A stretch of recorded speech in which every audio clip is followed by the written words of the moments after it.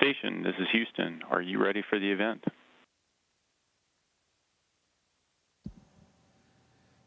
Houston, this is Station. I'm ready for the event. European Space Agency, this is Mission Control Houston. Please call Station for a voice check. Station, this is Frederik with the education event Fremtidens Rumstation. How do you hear me?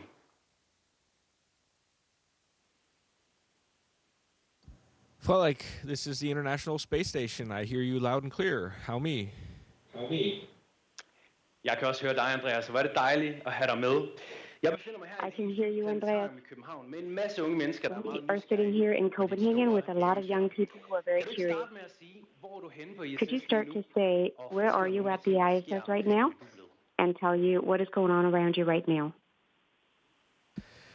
Jeg er i det, vi kalder Columbus-laboratoriet. I am in the Columbus lab, Det europæiske laboratorium bor på rumstationen. the European lab at the ISS, where we can make a lot of very interesting research experiments.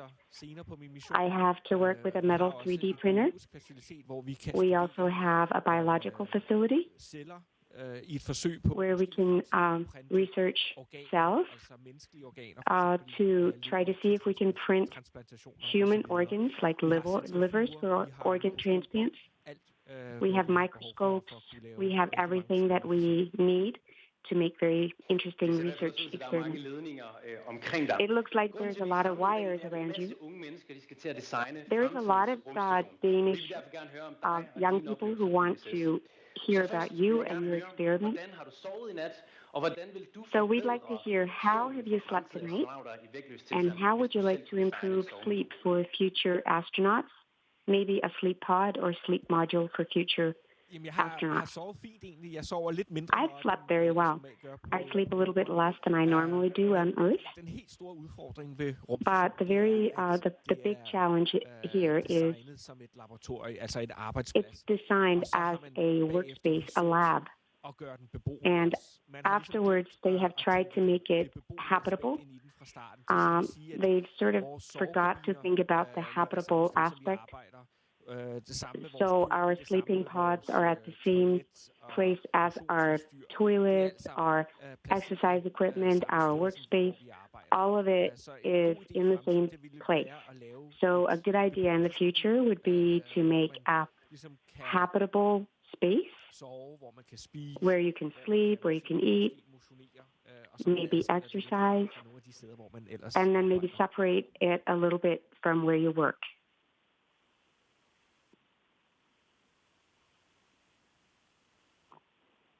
I'm not hearing anything right now.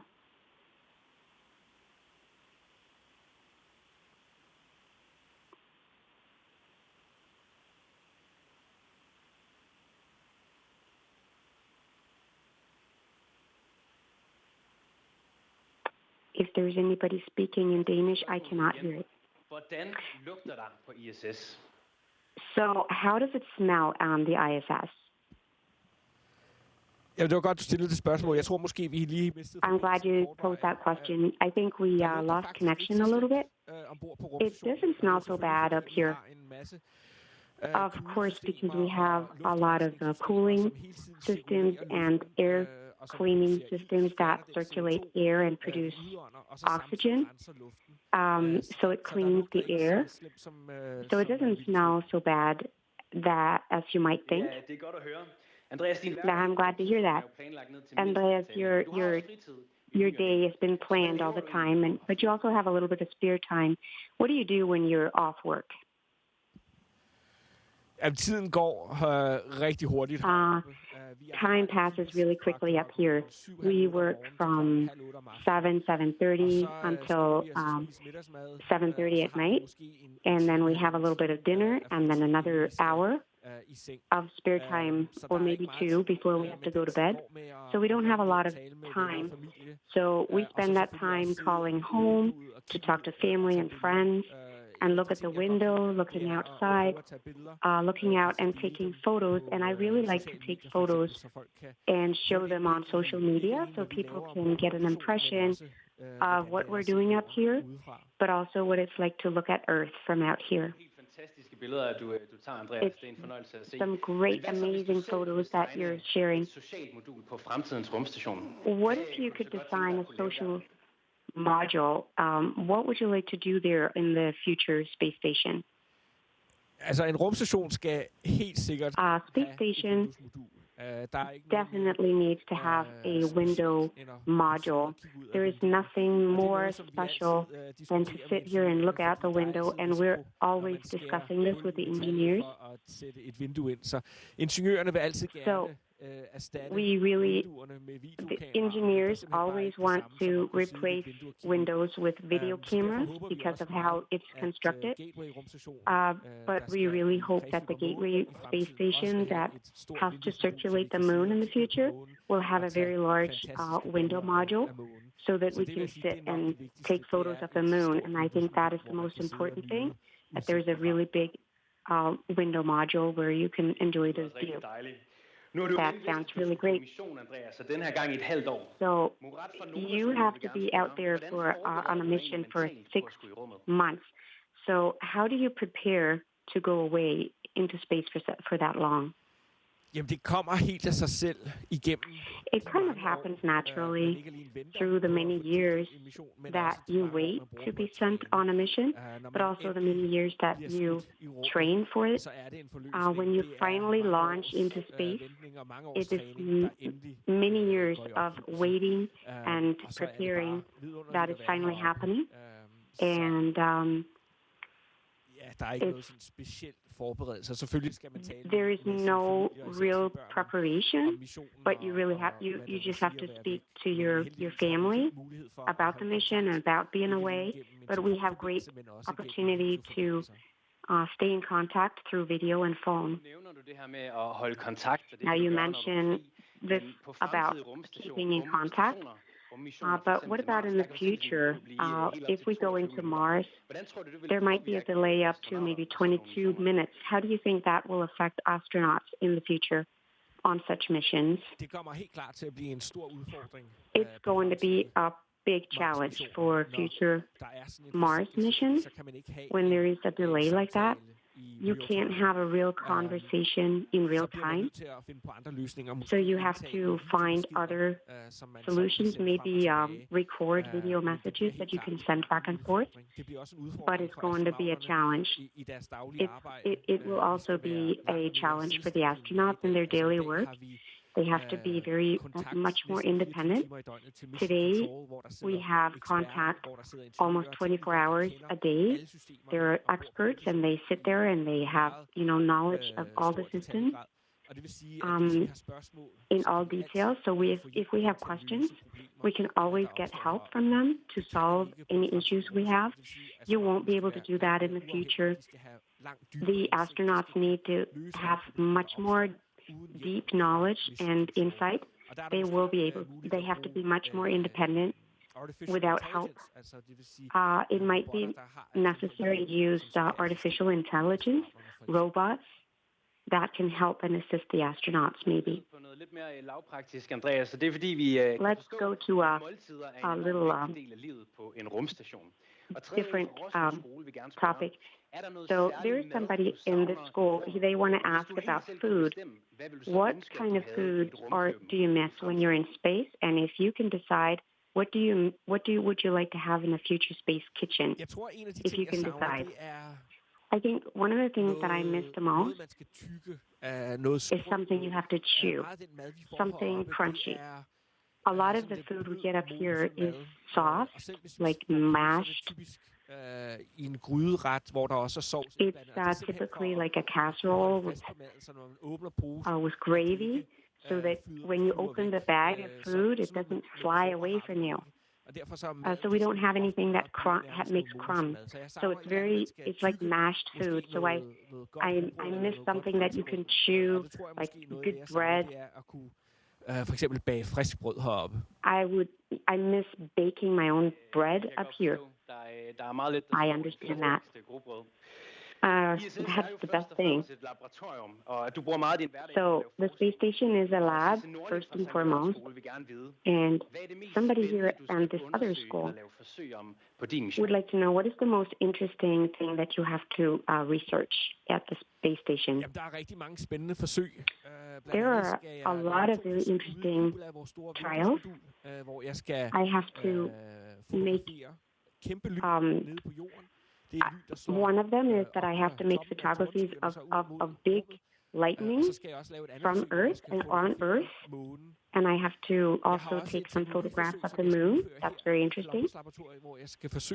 In the Columbus lab, I have to try to 3D print metal. It means that if we succeed, maybe in the future we can print our own spare parts.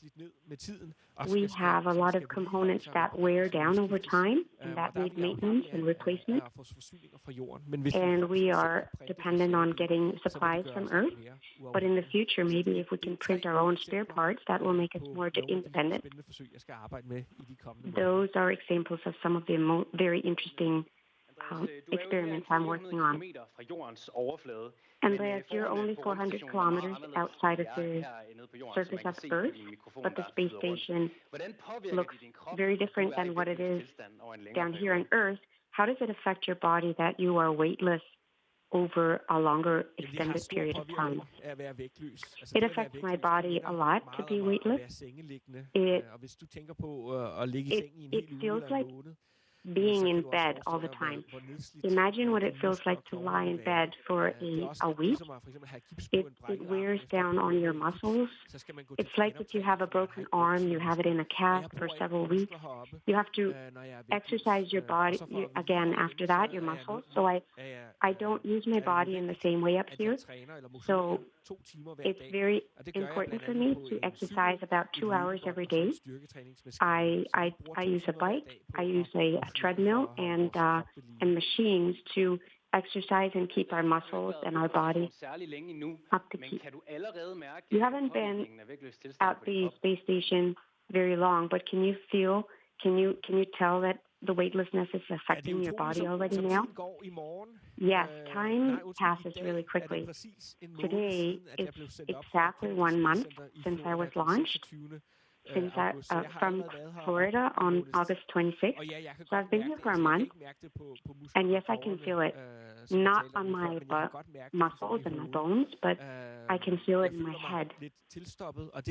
I feel a little clogged, congested, because not all of the blood is being sucked into my in my legs, like when you're in gravity on Earth. So I feel congested and clogged, like I have a cold all the time. That doesn't sound very nice. Andreas, today, it's a month ago since you got up there. Today is a special day. You have something to do later today. What is that? I do. Tonight, there are three members from up here are traveling back to Earth after a whole year. And as they are traveling, the commander is passing the role as commander to me. So I will be a commander here for the rest of my mission. That means that I will have the overall responsibility for the space station and our work here. That is going to be very, very interesting. A lot of us are following your amazing adventure on the ISS. In your own words, please explain, why do you think that space travel is important for the future? I think personally that space travel and space exploration is very important. It gives us new knowledge. It expands our horizon physically and mentally, because we travel out, but also scientifically what we're doing up here is research that will benefit everybody on Earth. It gives us a better understanding of the Earth as a planet and the solar system that we're a part of. and it will help us increase our knowledge of the climate, how the Earth is being affected by the sun and the space and the challenges that we're facing in the future. And we're also part of creating the space. By traveling into space, we are creating a future where we hope space will be part of that future, and we will have bases on the moon and traveling to Mars, where hopefully we will gain more knowledge on planets and Mars. Mars being a obvious place to understand how life developed on Earth. As the last question, it's the second time you are on a mission, and a voice here would like to ask, are you dreaming about a new mission in space, or is this going to be your last one? Det er et godt spørgsmål. Altså, That's a very good question. En kæmpe oplevelse at være heroppe. It's such a great experience. Fremtid i møde. Ikke alene, and we are facing a very exciting future. Fremover, men vi er allerede i gang med the space station is going to be here for many years, but we're already planning missions to the moon. Alt går efter planen, sendes til månen. We have a mission scheduled, hopefully, to start in 2024. That will be the first time we return to the moon since 1972. And that is very exciting what will happen in the next 5, 10, 20 years. And I really hope that I will be part of that. I very much hope that I will be on a mission going to the moon, but I hope I know a lot of other astronauts are hoping for that. So it's going to be very competitive. If I don't make it, this might be the last mission I'm on, but that's okay too.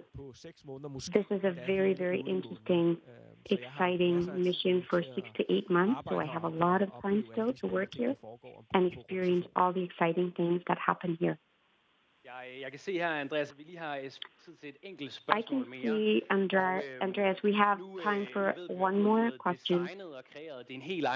We know that you have designed your own chocolate, so we assume you love snacks. What is the most delicious thing that you've had on the space station up until now? Nu nævner du det selv. Det er uden tvivl. You mention it yourself. Without any doubt, it is that special chocolate and energy bars that I had made by a Danish designer, Torsten Schmidt, who also made food for my first mission, and I savor them, and I save them so that I know that they will last through 6 to 8 months. Now that you mention food, we are also trying to make food. We started doing that, and I've tried to make some chocolate mousse. And I tasted that, and hopefully in the future we'll be able to also cook fresh food on space missions. Andreas, that looks very delicious. This is all that we have time for. Thank you so much for your time. It's so exciting to hear about your work. And we'd like to say goodbye and just a few last comments, if any. Thank you so much. It's been such a pleasure speaking with you today. I hope you learn a lot through this day and the entire year. There are lots of activities in Denmark connected to this mission, a lot of interesting activities, and I hope that you will participate in that. I hope you will be inspired as I was when I was a child. I think that the life sciences is some of the most interesting thing you can work with, and when you combine that with an adventure, traveling into space, it becomes even more exciting. And for all of you that are fascinated with space, you're facing a very interesting future. A lot of very interesting things will happen in the future, especially when we return to the moon. So I hope that you have been inspired, and inspired to that degree that you select a path as an engineer. Thank you so much, and thank you for today. Thank you very much.